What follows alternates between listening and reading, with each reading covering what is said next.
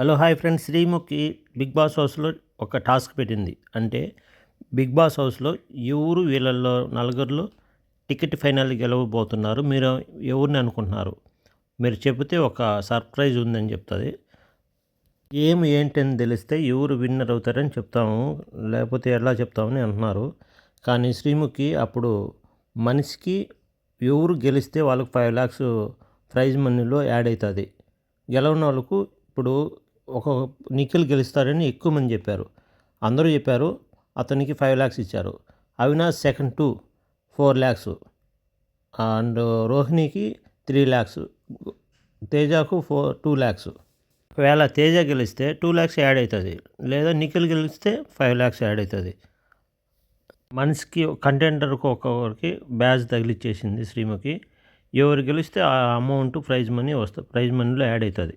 తర్వాత శ్రీముఖి ఒక్కొక్కరిని పిలిచి టైం ఉన్నది కాబట్టి వాళ్ళ గురించి, వాళ్ళు ప్లస్ ఏంటి మైనస్ ఏంటి చెప్తుంది అందరికీ.